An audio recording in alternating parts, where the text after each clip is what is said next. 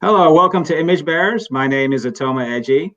I'm very excited to have on the program today Tim King, who wrote an incredible book, a very vulnerable and revealing book about his life called Addiction Nation, which we're going to dive into today.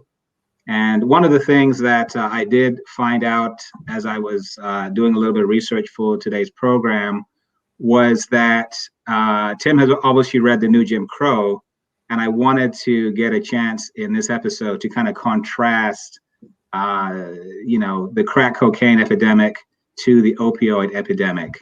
So I think we'll get into that today. So stick around. Welcome to the program, Tim. Thanks so much for having me. Thanks for taking time out of your day. I know you could be outside enjoying the awesome weather, but you're taking some time to join the program, and it's definitely appreciated. Spring is here, but I always love conversations like this. That's awesome. Well, we're going to go ahead and dive right in.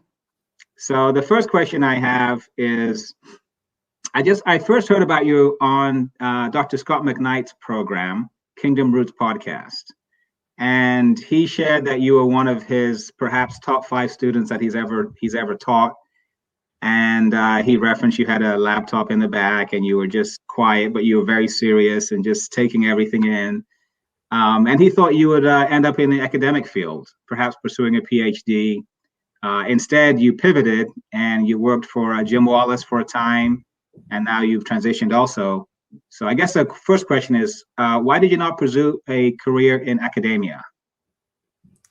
Well, first, it was, an honor to be in Scott McKnight's classes. And I don't know if he told this part of the story, but I had wanted to take his class. And by the time I had gotten around to signing up, it was full. And so I just showed up for about 3 weeks and just 8 came a.m. there, class or something like that. Came to his 8 a.m. class until he finally signed the paper. And I said, I'll stand in the back if I need to. But I knew that I wanted to take that class with him. And that basis with him and a hermeneutic of reading the scripture that is academically serious and still centered in traditional and historical faith was a great starting point for me, and trying to break down what I actually believed. And it was during his class that I did my own process of like, all right, if I didn't believe anything else about the Bible, is there anything, even if I thought it was all made up, is there anything that I would want to take away anyways? And it came down to for me that, this idea of loving my neighbor as myself is something that no matter anything else, I would want that to be an ethic that guides my life. And that was actually how, while I was a college student, started working a lot with folks who were living on the street. And one night had one of them ask me if I wanted to spend the night down there with him. And so trying to think of in that situation, what does the life and ministry of Jesus look like? I'm taking these classes with Scott at the time and diving into what Jesus's ministry looked like. And I thought about it and I was like, yeah, I will spend the night. And that for me was a pivotal experience of really diving into scripture, diving into faith, and at the same time trying to work out in real time what this looks to live these things out in our contemporary life. And that was my tension of being an undergraduate and loving the study, but also wanting to figure out how it applied. And so Scott had actually he'd been a reference for me. I had applied and been accepted to Duke Divinity School, and was trying to make a choice because I'd also had a job offer to start working with a community organizing group in Chicago, and was trying to figure out what my next step would be. And I actually got on the phone with Stanley Hauerwas. And for your listeners, since this is a family-friendly show, I won't quote exactly what Stanley Hauerwas said, but he told me to delay grad school and go learn from experience for a little while. And the only thing is never quite got back to the academic route, but that is where for me, my faith has been that tension between loving to dive into the ideas and the history and the theory, and also knowing that what matters is my capacity to live it out. And that any of that additional study, if it doesn't help me love my neighbor as myself, then it's for naught. And that is the tension that I live with. And I hope that even though I have not taken a traditional academic route, have stuck with the reading and the personal discipline of still trying to understand this book that we've turned to, the Bible, better every year. That's awesome. Yeah, no knock. I think it's an awesome thing that you want to obviously be a student of the word, but also part of being a student means living it out. So I think that's flat awesome. So obviously you wrote the book Addiction Nation. So question is, why did you decide to write this book? Can you please explain a little bit? Yeah, so it was an internal battle for a little while for me, because the book details my own struggle with an opioid addiction, which was something that was not public knowledge at all. It was not something that I had any criminal record associated with drug use. I did not have any large public moments where it got out, the word got out. It was a very private thing for me. I had been in the hospital for a few months. I had had some complications from what was supposed to be a routine medical procedure. I'm in the ICU. The doctors aren't sure whether I'm going to live or die. And they put me on a lot of pain medicine, which is exactly what my body needed at the moment. It wasn't an incorrect diagnosis. It was exactly how pain medicine is supposed to be used. But like, it's not inevitable, but like a lot of others, that developed into an addiction. And I did not talk about this story. I did not really process it with anyone for years until I was in DC at the time that I was sick. I moved back to my home state of New Hampshire, and New Hampshire has consistently been in the top 5 states for per capita overdoses in the country for the past few years now. And it seemed like every day I was reading another story of somebody who was roughly my age, my background, who had died of an overdose. And the more I looked into it, the more I realized that this was not just an anomaly in the state of New Hampshire, but it was a rapid growing trend across the entire country. And I had a moment one night where I had been talking to some neighbors who had actually were fostering a couple of siblings who had their parents had been incarcerated because of their drug use. And having this moment of anger towards the parents for having heard the stories of these kids not getting the love and the care they deserved.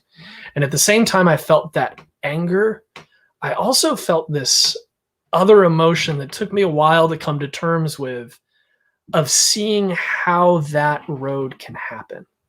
And while that was not a part of my story, I had felt the pull of opioids in such a way and had struggled to end my usage in such a way that I felt a sympathy and I felt a connection to the parents.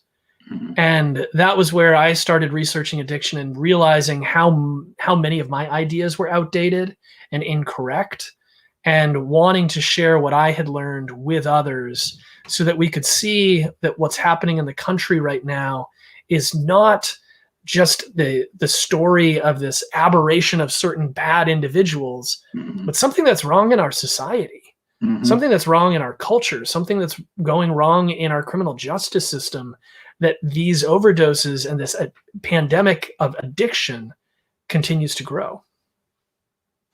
No, again, thank you for writing it. I know from at least what I have read, this is something that's been stigmatized. There's a lot of shame, sadly, as opposed to bringing it to the light and allowing treatment to occur. So I'm glad that you decided to write this book. I'm sure it's helped very many people. Actually, before we jump into another outline question here, I know your book came out in June of 2019. What has been the response to your book? So it's been encouraging.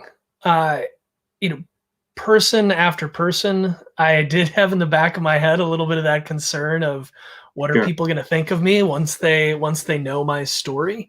But people have been very encouraging, and it has also been encouraging to see people making the connections, not just to what's happening with the opioid crisis right now, but to other areas of their life, and whether that is other drugs that people are struggling with, like right now with the pandemic. Everything about addiction, the pandemic is making worse. Mm-hmm. The isolation, the anxiety, the lack of consistent normal routine, even just those small things of people not having the basic routine of a day, where they go to work and they come back and see people, all of those things contribute to addiction. Mm-hmm. And we are seeing that play out. The numbers aren't in for 2020 yet, but the latest estimates that I've seen is that we're now predicting, when the book came out, we were just hitting 70,000 a year dying from overdoses. And it looks like 2020 could be 85 to 100,000 people dead from overdoses. And that does not count the years of life lost because of drinking that's going up, and people increasing their alcohol consumption. And at first, that can feel, if anybody's thinking about that in their own life of how they're using alcohol, there can be even a great deal of shame about that.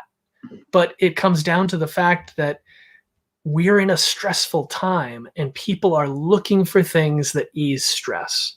Mm-hmm. And the tricky thing about alcohol or any drug like an opioid is that they work well for a little while.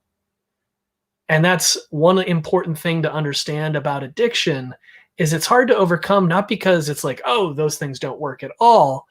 It's because they can work well for a certain period of time. You can have a, extra glass of alcohol, and for a moment you're going to feel relaxed.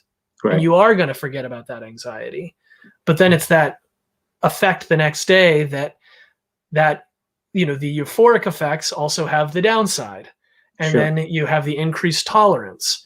And so that is something that I'm concerned about today, of hoping that this book might even, I had thought we were about to peak, come pretty close to peaking for overdoses when the book came out. And it's now clear this is still going up. And all of these consequences, whether it's opioids or alcohol, we're going to see this going on for a long time. And the effects of the pandemic aren't going away just once the numbers for COVID-19 go down. We're going to be sitting with the long-term effects of these increased addictive behaviors for decades to come. Well, I'm glad your book is being received positively, because I think, as much as it's a very painful and very challenging subject, I think you wrote it very well. And, you have a lot of facts in there, obviously.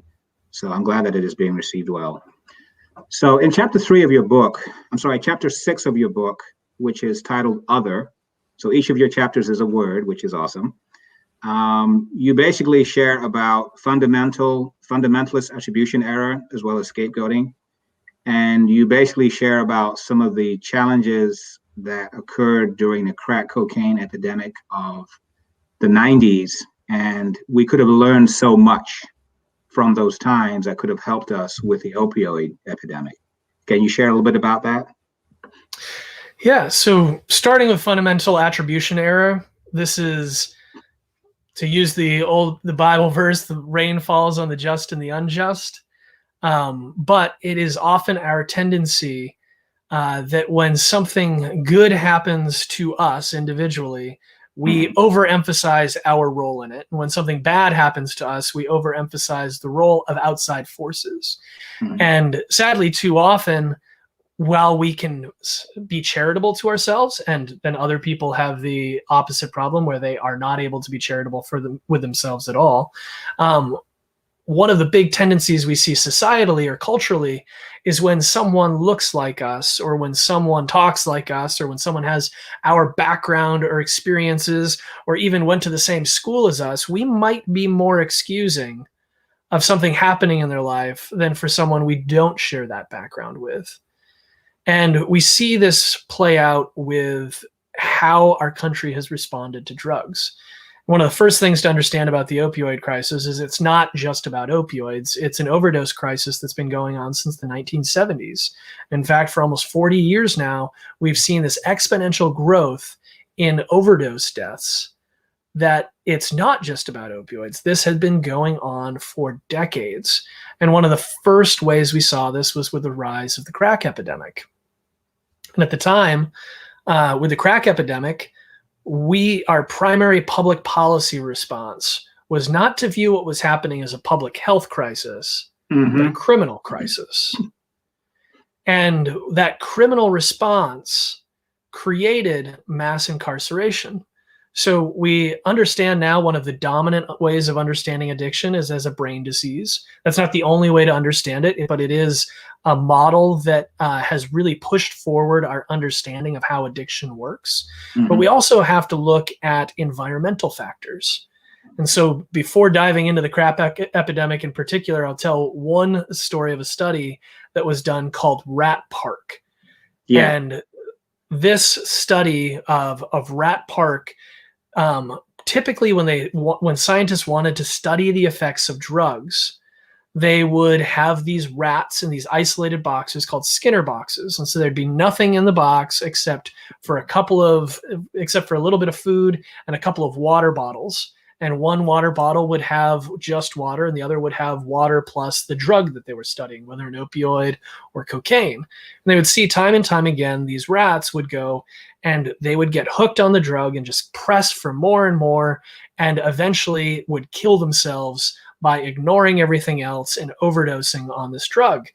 And so the studies were primarily focused on what's bad with this drug. But another researcher came along, Bruce Alexander, and he asked, is there anything about the cage that might be encouraging the addiction? And so he created what he called Rat Park, which was a big cage with lots of rats. They could have friends to play with. They had lots of food and other resources that were available to them. And yes, they did, when presented with a drug, they did use it, but he never saw the level of use or the kind of addictive behaviors as when you would see it in these Skinner boxes. And so I think what happened in the 1970s was we declared a war on drugs, which really ended up being a war on people. Mm-hmm. And instead of asking, is there any reason why there might be a population out there that maybe there's redlining, economic divestment, lack of opportunity, systemic oppression, racism, all of these other things that might cause stress, that might cause trauma, that might actually create the conditions for addiction. And that's where one of the interesting things, you actually talk to people who tried crack cocaine at that time. And one of the ways people describe their early usage is, one common description is, it helped me think clearly for the first time. Because cocaine is a stimulant. And how do we treat ADHD right now? We treat it by giving people a pharmaceutical grade stimulant. And so if you had massive people who didn't have access to healthcare and you have underdiagnosed ADHD, and suddenly you introduce a substance that for somebody with ADHD makes them feel better, Mm-hmm. then that could explain, some people's usage. Another thing could be is if you're in a situation where you've been oppressed and you have no opportunities, if that stimulant makes you feel powerful for a moment, if it makes you feel like you have agency in your life, if it makes you feel like you have control, that might be a big motivator for trying that drug. And you have all of those conditions there that fuel addiction. And so I think what we saw was there were, parts of our country that these environmental factors were all at play. And the old story of the canary in the coal mine, where the coal miners would go down with the canary and the canary's sensitive respiratory system would alert the miners to something toxic in the cave. And I think what we saw was a canary in the coal mine moment in these urban neighborhoods. Yep. Where there was something toxic in the environment. And instead of saying, what's wrong with the environment, we said, what's wrong with the people? And we created a system of mass incarceration that locked up millions of Black men instead of asking, do we have a public health crisis that we need to treat? And instead, we went to punishment. And that was where we played into that old scapegoat fallacy of assuming that there would be a redemptive nature to that kind of violence against the people who were struggling with what was truly a public health crisis. And part of the pernicious nature of this scapegoat cycle is that it makes you think that you've solved the problem, right? you've killed your scapegoat, and you think that things are going to get better because you think you identified the source of the problem, and you identified the source of the problem as people, and you locked them up. They're out of sight, out of mind in another community. Yep. And that kind of, that locking it up, it puts those people out of our view. It makes it not our problem. And now you have the dangerous situation of thinking you've solved the problem when actually the culprit is still out there. And so by the time we see what we would consider the decline of the crack epidemic is by the mid-90s, we have in 1996 the introduction of what the FDA called a minimally addictive opioid pain medication, Oxycontin. And our overdoses moved from crack cocaine being the primary culprit to opioids being the primary culprit. And there was a lot of people who said, who I think, without consciously knowing this, thought that their whiteness was a protection from addiction. It was some form of moral superiority that would protect them from addiction in a way that it hit Black folks in these urban neighborhoods. And that belief of that lie of superiority actually created an even bigger opening for these drugs to wreak havoc inside of these communities. And now, instead of having built up a public health system to address addiction in the 1970s, and to build up public understanding about how to treat addiction as a health issue, all we had were the tools of incarceration, prohibition. And now we are having dramatically more people die of overdoses. And it's not just, spread in a lot of white communities. It's not just a white issue anymore. It has spread into communities regardless of color across the United States. We're now seeing one of the fastest growths among African-American men dying from overdoses from opioids, because primarily right now driven by the synthetic opioid of illicit fentanyl. And we have a problem that is worse than ever before, because we got what the problem was wrong.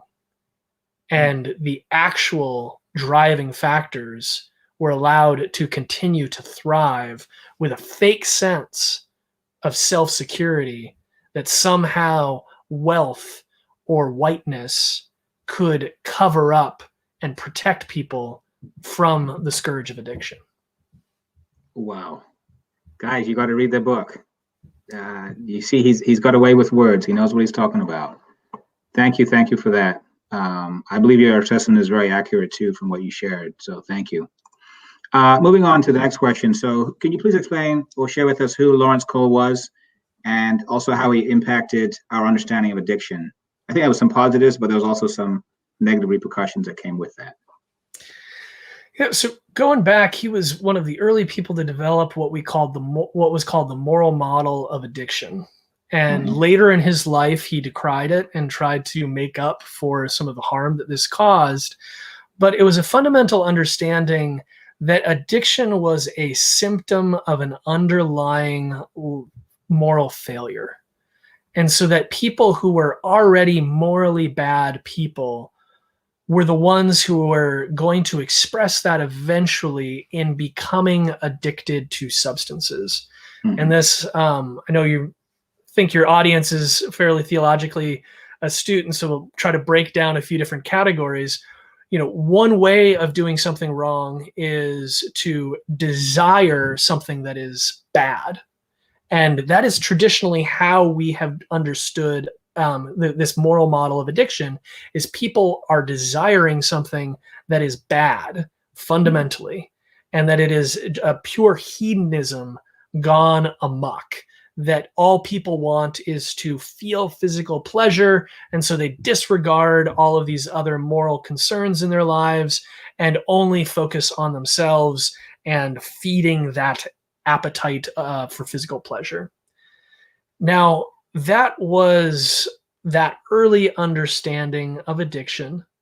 And we now have very different models that help us understand, I think, addiction much better. And even to see that those previous understandings, that kind of hubris of if I'm a good person, I won't get addicted, actually leaves us very vulnerable to addiction. Because that was true in my circumstance, because I had in the back of my head, only bad people get addicted. When I was using way off script, I, of course, had a very long list of reasons why I was not a bad person and why all of this was perfectly justified. It was that false belief, again, making me more vulnerable to addiction. And what we have moved away from and kind of is towards that disease model. And so the disease model emphasizes how addiction changes the brain, and that we're able to see very different neural patterns and pathways that develop that shift how the brain functions in a way that we need medical interventions, anything from medically assisted treatment, which are drugs like buprenorphine, which are able to provide a low level of opioids to reduce cravings, but also block new opioids so that even if you do take some in, you aren't getting the full effect. To other kinds of treatment like cognitive behavioral therapy or fantastic social supports like Alcoholics Anonymous and its cousin Narcotics Anonymous. And one of the areas that we're now understanding is, instead of addiction being understood as the desiring of a bad thing, we can understand it as a person desiring a very good thing, but their brain learning the wrong way to accomplish it. In my case, I was feeling scared in the hospital. I was feeling, when I went and I was discharged, I was feeling alone and isolated. And not, I had people around who wanted to support me, but at the same time, I was feeling alone because I wasn't at my work. I wasn't at my job. And that made me feel, unmoored in my life. Like I wasn't sure where I was going. And I was struggling with the fact that I had just seen months of my life disappear in a hospital and dealing with the pain of it. And those drugs for me provided a temporary sense of well-being. They provided a sense of even a feeling of love. And this is one of the things with opioids, is they are so powerful, not because opioids are foreign to our brain, but because of how closely they match naturally occurring chemicals in our brain. And so endorphins are these molecules of emotion. They are what help us feel connected to each other. They what help us feel a sense of love and comfort. And that word endorphin comes from the two words endogenous and morphine. Endogenous meaning occurring within, and morphine referring to an opioid. When endorphins were discovered, they were so close to the chemical structure of morphine, they inherited that name. And so it's not surprising that at a time when people are more isolated and disconnected than ever before, that people are turning to a drug that makes them feel temporarily a sense of love and connection.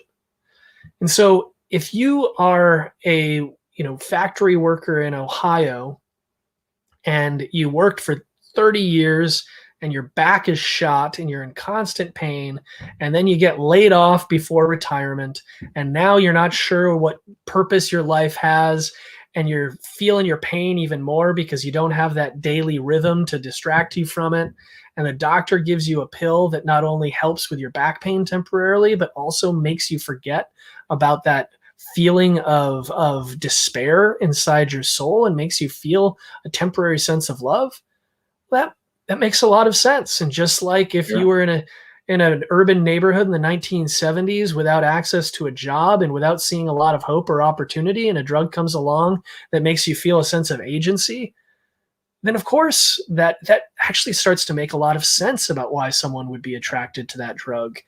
And now what we're looking at is not that that person desires a bad thing, it's that they desire a very good thing.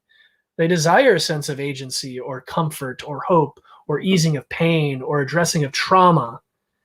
But now their brain has associated the solution of that with the taking of a drug that they need increasing amounts of to get back to that previous state of feeling before.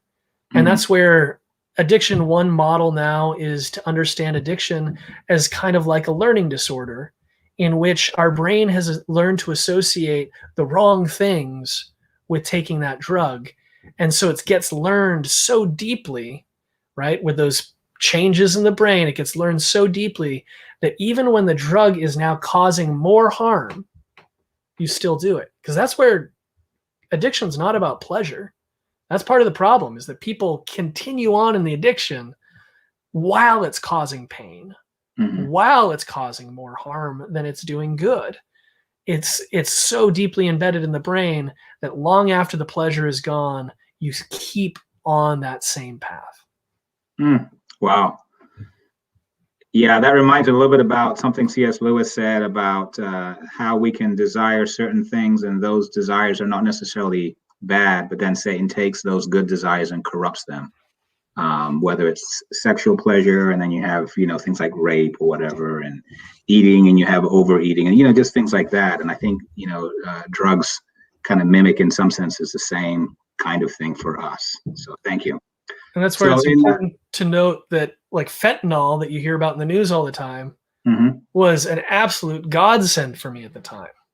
Sure. Fentanyl is not an evil drug. It's not a demon drug that leaps out and gets you, right? It is something that, in the appropriate context, in the appropriate amount, for the right reason, is good.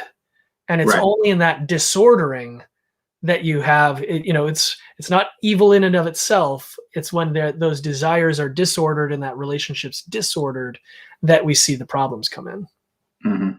Thank you. Yeah, agreed. So in chapter 14 of your book, you title that chapter Control, and you cover the law enforcement assisted division in Seattle, and just some positive ways that this organization have helped people to kind of move away from addiction into positive, other ways of coping, if you will. I know since then you've come across some other things such as harm reduction. So can you, briefly just share about the different ways that it's important for us to have other ways to cope to help people get off the drugs that they're on? Yeah, and this is an interesting area because there are some things that are so ingrained in us that it seems counterintuitive, and it is counterintuitive. And these are programs that I would not have expected to be effective when I first started researching addiction. But then over time, realizing it's like, oh, okay, this is how this works. And so to set this up, there was a study done in Baltimore, thousands of IV drug users. They tracked them over the course of a decade and wanted to find out what was working in helping people get off of, using IV drugs. Well, when the study was done, the researchers were at first a little disappointed because it turns out none of the programs they were looking at had a consistent positive effect. But the one data point that they found that did have a strong signal was that if you went to prison, you are more likely to continue to use drugs. Because prison is a place of isolation, of trauma, and rarely is it the right kind of social support and networks that you need in order to shift your long-term trajectory of your life. It's kind of like a reverse rat trap. Exactly. And this is one of those things where there is no doubt in my mind that the United States has the highest per capita overdose rate in the world and the higher incarceration rate.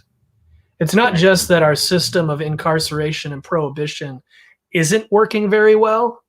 It's that it's actively contributing to the problem we're seeing.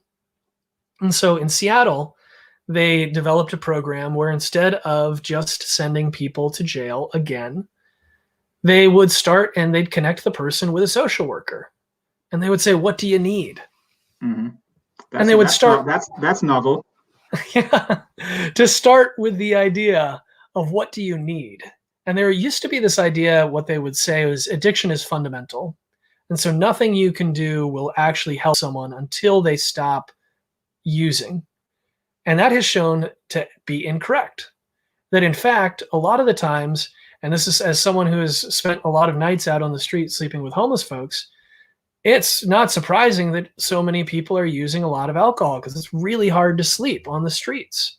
And then in fact, when you get someone into housing, it might be easier for them to not drink as much because they don't need as much to try to help them sleep at night in a dangerous and traumatic situation. Wow. And so there's a whole field called harm reduction. And harm reduction, it's basically if a church that says come as you are takes it completely seriously, that's harm reduction. The goal is to meet people exactly where they are, even in the midst of ongoing use, and offer and ask, is there anything I can do that will help you stay safe and healthy? That's And so one of the most common things, and I've volunteered the local program that you hear is with a syringe exchange. And this is where it starts to sound counterintuitive, because a syringe exchange is where you are giving out new needles to people who are using drugs. Mm-hmm. And typically, when you subsidize something, you get more of it.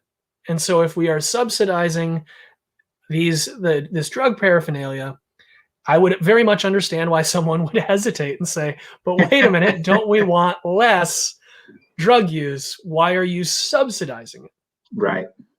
But I'll tell you what happens. This has now been confirmed by study after study. You have somebody who's in the midst of IV drug use, and let me tell you, they probably don't feel great about themselves, and that's part of why they are using. Sure. But you set up a place where once a week or multiple times a week, they can come in, and I saw this when I volunteered.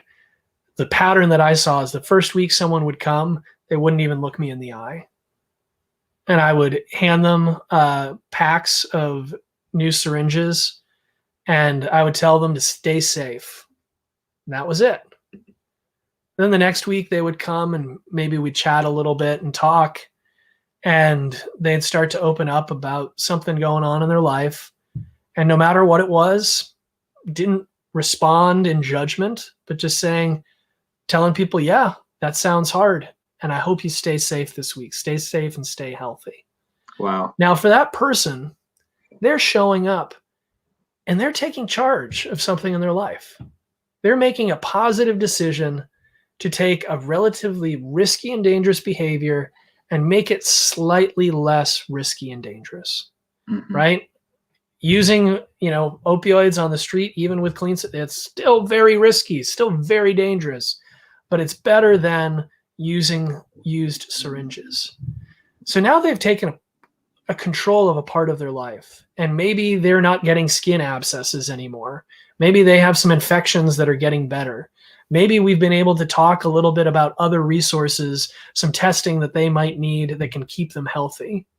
And now they come back and they chatting a little bit more. They feel a sense of connection. And I have heard time and time again, man, you guys are the only sober people. You guys are the only people who aren't actively using drugs that I see in any given week. Thanks for being here. And people who want to talk, and people who look and say, well, yeah, I mean, this is rough, but you wouldn't understand. And then I get to say, well, I don't know your story, but I have mine. And yeah, withdrawal is terrible.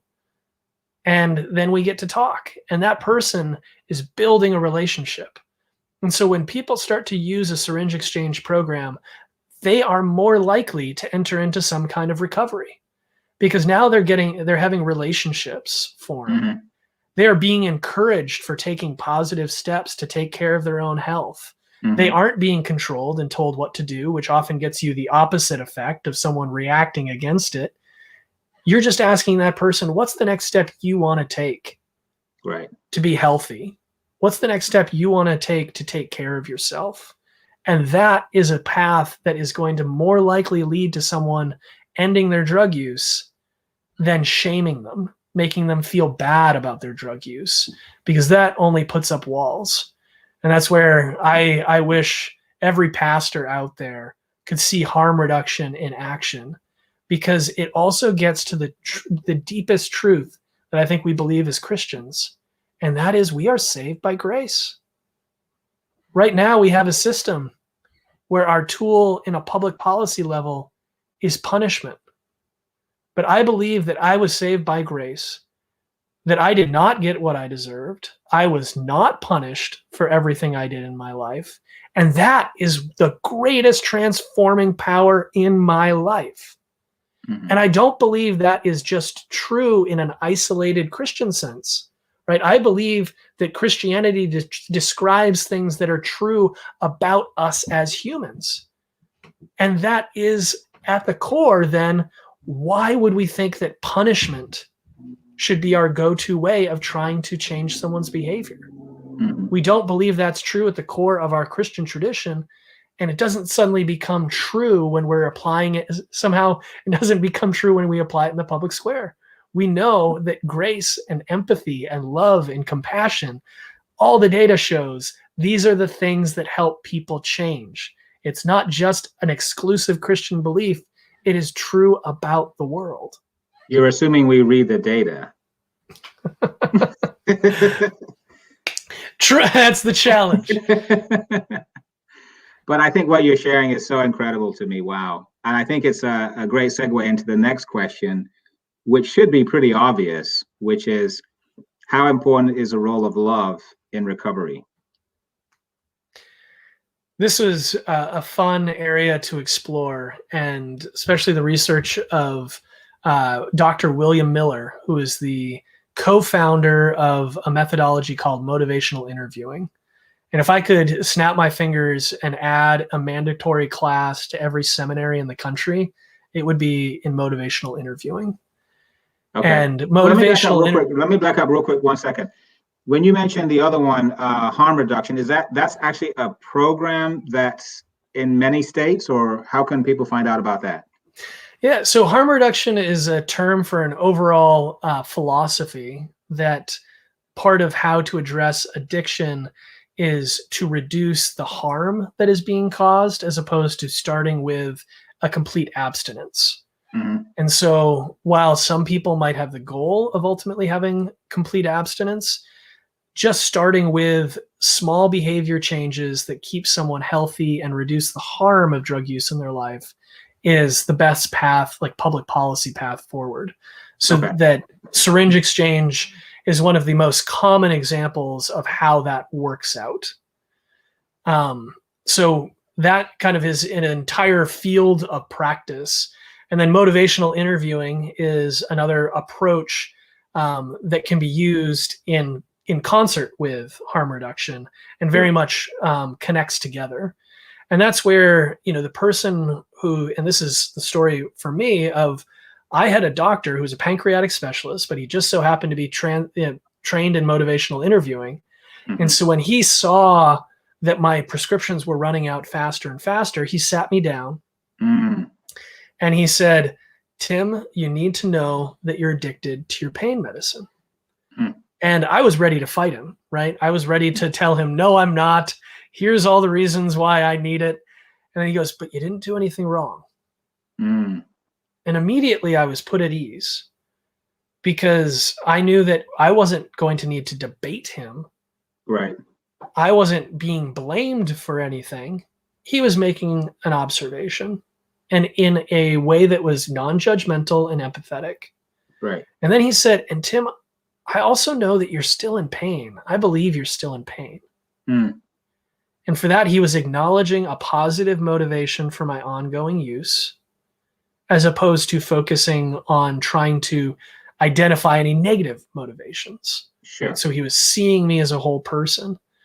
And then he asked me the question, "Where do you see yourself in 5 years? What are some of your goals?" And I started to tell him about what I wanted to accomplish in life and what I was working on when I had got sick. And he goes, "Great. Do you see yourself still on opioids, or do you think you'll be off opioids when you do those things?"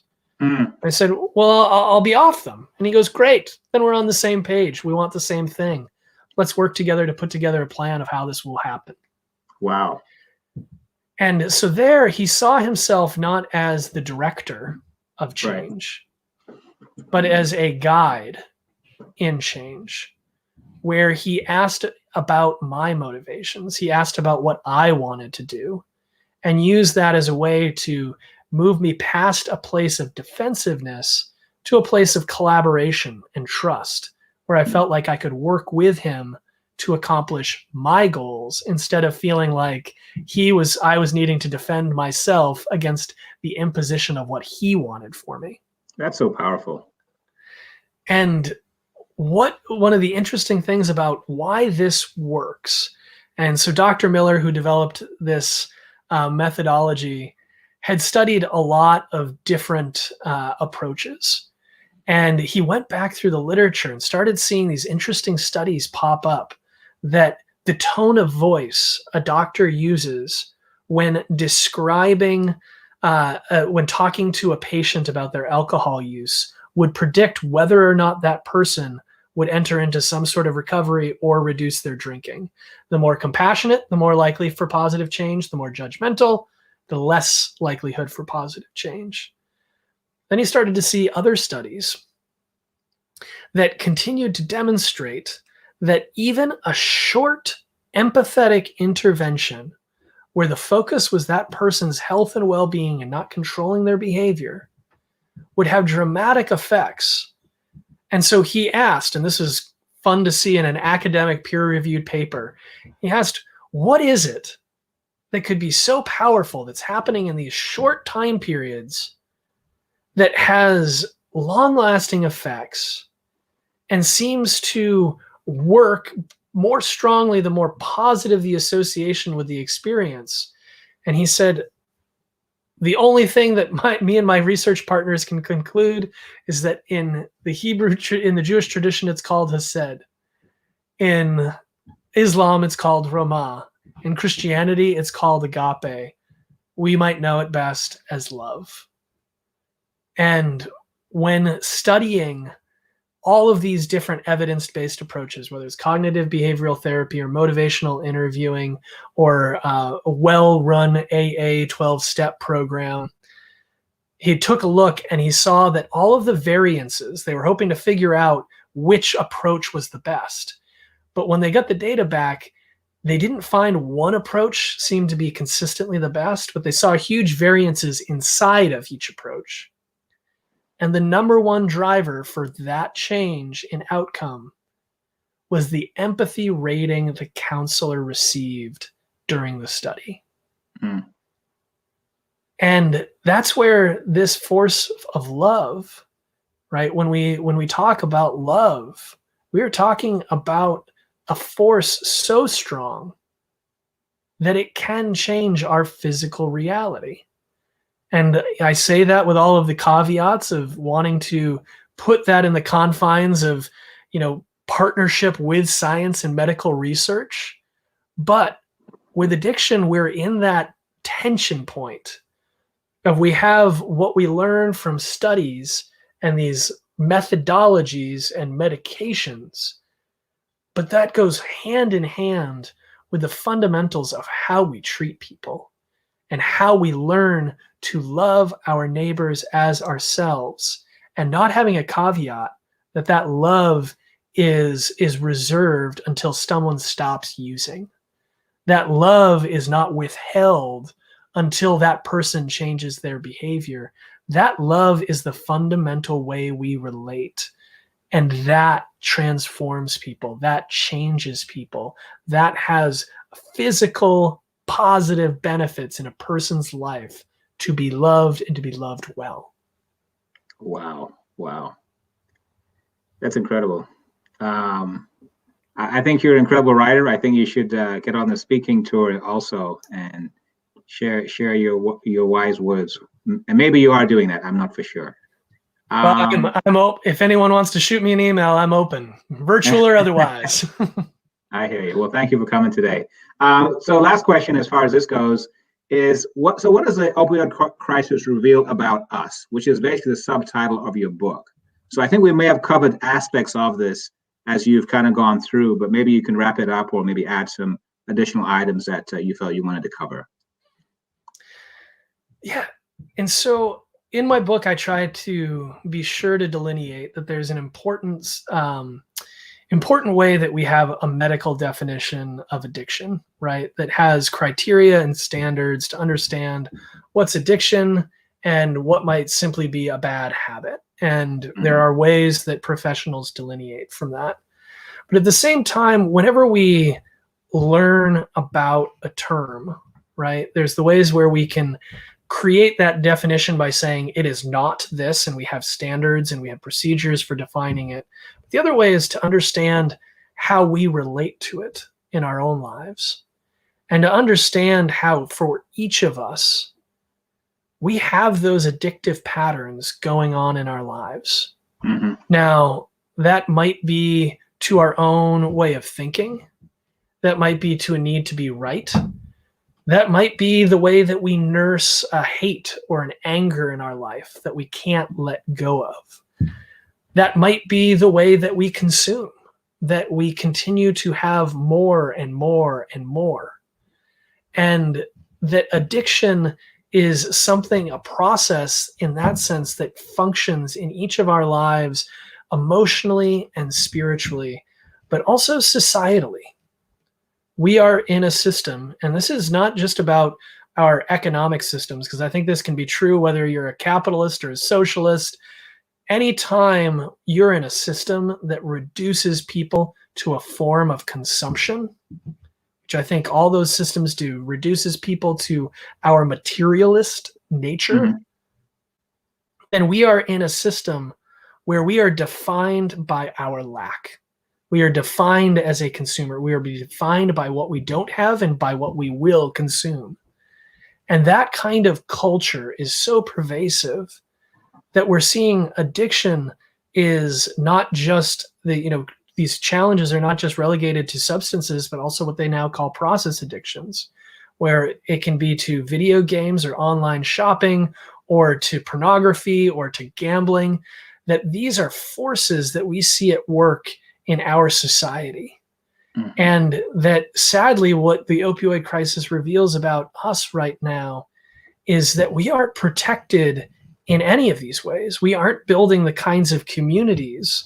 We aren't building, to pull from Scott McKnight, we aren't building a church called Tove right now in a way that we have the kind of deep relationships and community that we need to push back against this. And so even if opioids have never been something that you've worried about or struggled with, there is something in your life, most likely, that is feeding into that kind of system that we all need to reflect on. And we need to find those ways of creating relationships and communities and habits of practice that give us a grounding, so that we can push back against the systems of the world that will otherwise just suck us in without us even needing to consciously make a choice.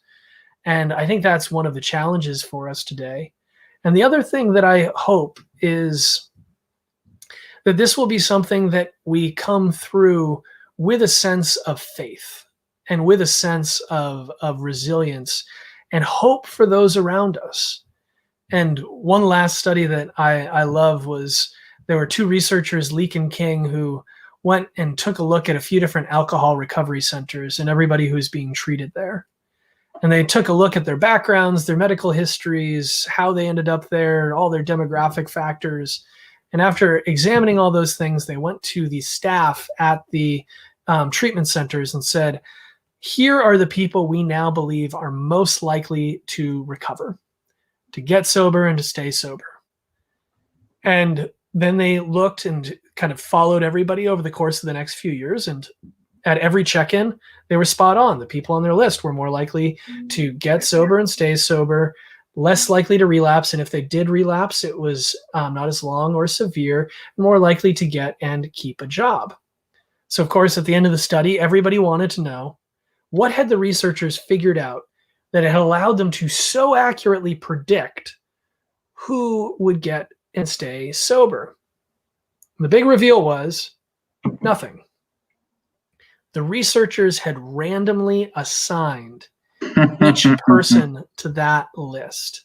The only thing that changed was the expectations of the staff and the counselors themselves. And so one of the things that I think we need a real hard look is, if that's true, what does it say about our own hope for people struggling with a substance use disorder? we as people, we can hold that hope for others. Mhm. And even when we aren't seeing immediate change, or even when we see someone going back to previous patterns and habits, we don't throw in the towel. We don't say, well, it is hopeless now. We keep saying that that kind of change, that kind of opportunity to enter into recovery is always possible, because this backsliding is not failure, it's the norm. If any of us have not had that experience in our own life of setting out to do something and then finding yourself, doing the thing that you don't want to do and not doing the thing that you want to do, right? The Bible says that person, that there's nobody on earth who does not fit into that category. That is the Mhm. human condition. And we need to recognize that. And if there is, and we know that there is hope placed in us, and that is for us in turn to place in others. Mhm. I think also, thank you for that. I think also for me is not classifying certain people as other, but really embracing everyone. And this program obviously is called Image Bearers. Not waiting until something is in our house or we experience it personally, but realizing that we're all in this human condition. And if we show that love, as you mentioned so eloquently, to all people, we have a better chance of helping everyone to be what God has called them to be. So I thank you for that. Absolutely. All right. You ready for the lightning round? Yes. All I right. think Here we so. go. All right. Favorite cuisine? Italian food, especially cured meats. Okay. Okay. Got some good stuff in New Hampshire? I make some on my own. I actually, after leaving DC, I spent 3 months in Tuscany working with a butcher, and Okay. my brother raises pigs on the family farm. So every pig that he's got going goes off, I grab a few hunks and do my own home cured meats. That's awesome. Favorite film series or movie? I would have to say Babette's Table or Babette's Feast. Okay. I'll have to check that out. I'll have to check that out. Yeah, beautiful story of abundance. Okay. That's awesome. Favorite book of the Bible right now? It's fun. I say this with all seriousness. Right now, I'm hanging out in Leviticus. Okay. In part Holy, holy, because holy. I went on a tangent in researching my previous book of trying to find examples of opium in the Bible, and there's a few potential references, but then realizing it's a whole different view when you have a pharmacological lens on a lot of these random lists in the Bible of what's in the incense, what's in the anointing oil. Man, Song of Psalms is full of references to various forms of ancient drug use. And so I've been diving into Leviticus and what some of that might mean. That's awesome. Been very interesting. So your wife said, "Hey, what are you reading?" Oh, Leviticus. about the opium and the drug use there. So next one, outside of the Bible, who would you say is your favorite author or favorite book? Whew. This is a tough one, that often changes around. And I'll probably go outside of theology. I would say Faulkner right now. And in Okay. part, it's my wife's influence. She actually worked at Faulkner's home down in Mississippi for a while she was in graduate school. And I've been catching up on Faulkner I never read earlier in life. Oh, that's awesome. That's awesome. I think your former teacher, Scott McKnight, is also a gentleman who likes not just theology, but also fiction and other books to be a well-rounded individual. So that's awesome. Favorite place to live? New Hampshire. It's an easy Good. one. Got to be nice if you lived in Tuscany for 3 months. I mean, New Hampshire's got to be flat awesome. Oh, yeah. Tuscany, it's one of those places that will always have a place in my heart, but my feet belong in New Hampshire. I hear you. I hear you. Paper Bible or digital Bible? Oh, I go back and forth. Paper if it's more devotional, digital if it's research. Got it. That makes sense. Apple or Android? Apple, Okay. but it's a love-hate relationship. I hear you. Cake or pie? Pie, Okay. What kind? rhubarb. Okay. Okay. Yeah, I'm I'm more, not a big sweet person, so that's where I love the bitter flavors. okay. I think I'm more American than you. I'll leave it at that. That's fair. I will let Yeah. you take that title. Okay. I don't know if that's a good title sometimes, sometimes not so good, but we'll leave it at that. Indoors or outdoors? Outdoors, Oceans or mountains? mountains. Good deal. Good deal. Well, thanks everyone for joining us for this episode. Thank you, Tim, so much for your book. I definitely look forward to getting some more time with you to just pick your brain on a bunch of things, and I appreciate your heart in so many ways at the same time.